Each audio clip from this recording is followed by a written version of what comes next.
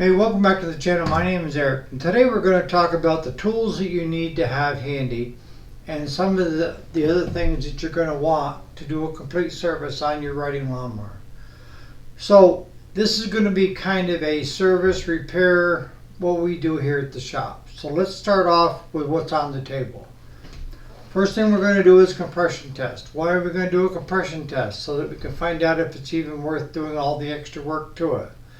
If we don't have good compression and the valves aren't out of whack, we're done. You know, that engine is toast. So that's the first thing that we do here at the shop, is we do a compression test. And we want 100 or better on any rider.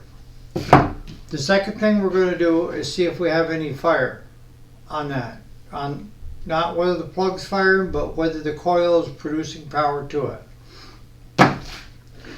Third thing is going to be fuel. If we have compression, we have fire, the rest of the stuff kind of gets marbled in, okay? But what we're going to do is we're going to go ahead and drain that system. Now, if it's yours, like I say, if the gas is very old, get rid of it because it's just going to cause you headaches down the road. Alright, so what does a typical service look like and how do we do it here at the shop so that it makes rhyme or reason? The first thing you need is a catch basin for the used oil. I let the lawnmower run for anywhere from 2 to 5 minutes. And why do I do that? So that the oil is good and hot and it will run out quicker. Take the dipstick out, put it on top of the flywheel, and that signifies there is no engine oil in that machine. So that's the first thing I start doing, is draining the oil. And I drain the oil first because it's one of the slowest processes overall. But while it's draining, the oil's draining, what am I doing? You're going to need plugs. We put in new plugs into every machine. So if you got a single cylinder, 1 plug. If you have a twin, 2. And the thing with plugs is you want to pull one out and take a look to make sure that you have the correct plug. Most of the lawnmowers, riders that come through here are the 5/8 plug for the socket, and they are the RC12YCs. That's your typical one.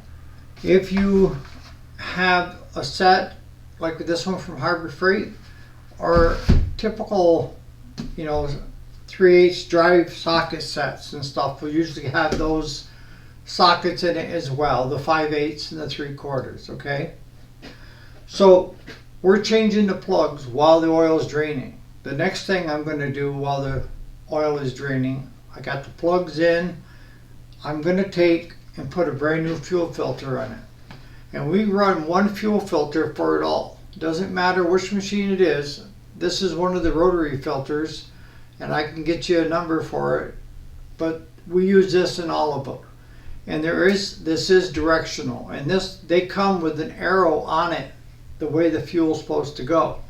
So most of us, unless it's got a fuel pump on it, you're going to need a set of vice grips, needle nose, that you can squeeze off the fuel line while you're taking this and replacing it. I use either a set of pliers or my handy dandy set that takes off they usually squeeze things that hold the fuel line onto this. So you move back, and then I'll take the pliers, and I'll grab hold of it, and I'll twist the fuel line first, and then I'll start bending it, working its way off. Same way with the other side. Alright, so during that time, the oil is still draining. So now I've got the spark plugs done, I've got the fuel filter done. I'm going to grab the air filter out of it. And I'll tell you, most air filters you can get a number of years out of it. But you're going to need air to blow it all out.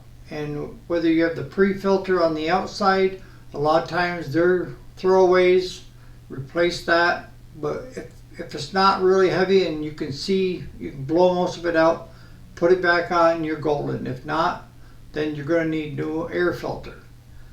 Now, while that's all going on, now I'm going to grab and take the oil filter off from the machine. And it's going to be one of three filters. It's either going to be the high profile, low profile, or Kawasaki Honda. Those are the three that we stock here. Guaranteed. It's one of those three.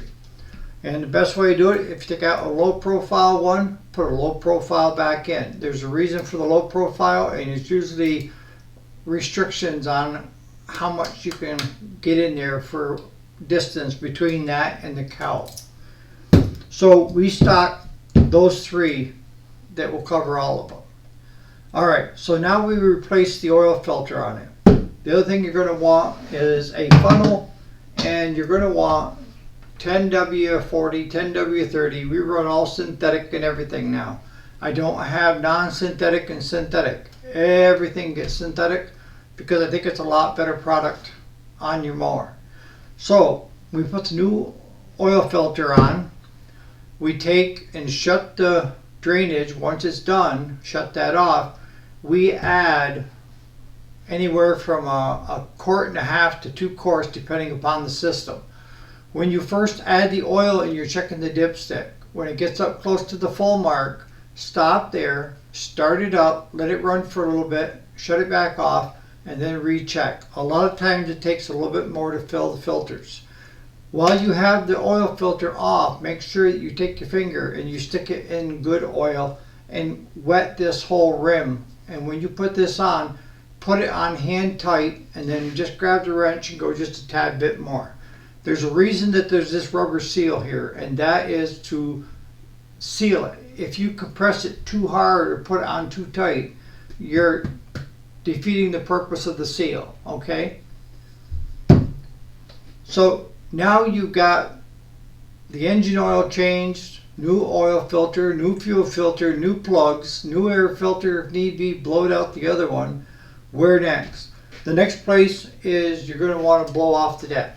And that means all the spindles, take all the covers off so that you can get every nick and cranny. We just had one come in that it was so bad that it built right up under into back of the engine, and it actually was interfering with one of the safety switches so that it would release it so you could move it. Every time you let the clutch out, it would quit because it was seeing something that wasn't actually there. It was just a bunch of crud. The other thing that we do as a shop, but it's up to you as an individual, is before we bring that machine in, I high pressure wash it outside to get it as clean as I can, especially the engine. If it's got baked on oil and dirt and everything else, aluminum, it's made out of aluminum so that it can extract the heat and get it away from the machine. If it's caked up with, dirt, oil, everything else, it's not going to be able to dissipate the heat, so it's going to end up overheating on you and breaking that engine down faster, okay?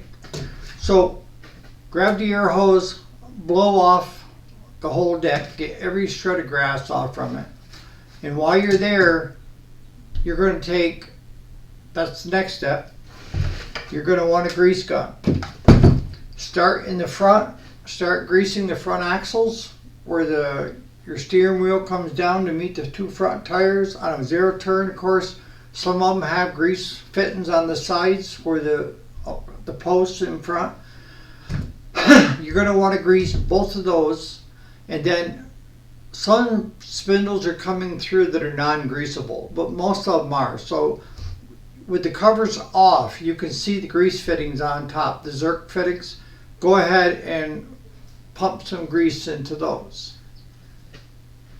Alright, so now we've got it greased, oiled, and all the engine parts all put on. We're going to go from there to underneath the deck. Put it on the jack, lift it up off the ground. That way you can get underneath it. We have the hydraulic jack that has, you put the 2 front tires on it and it lifts it right up into the air, and it's got a safety lock that holds it. We had the screw jack, and that thing stripped and almost pinch fought underneath the mower. So get yourself a good lift jack. If you are working on these and you're by yourself, I've seen guys take a set of come-alongs and hook it to the front. I mean, that's as unsafe as you can get, right?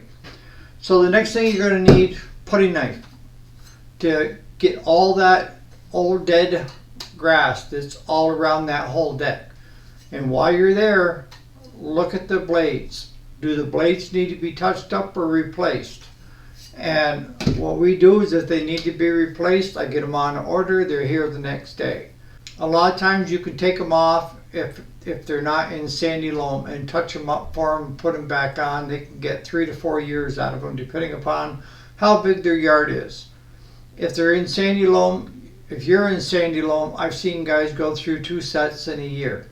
So check your blades while you're right there, replace them if need be, sharpen them if not, put them back on.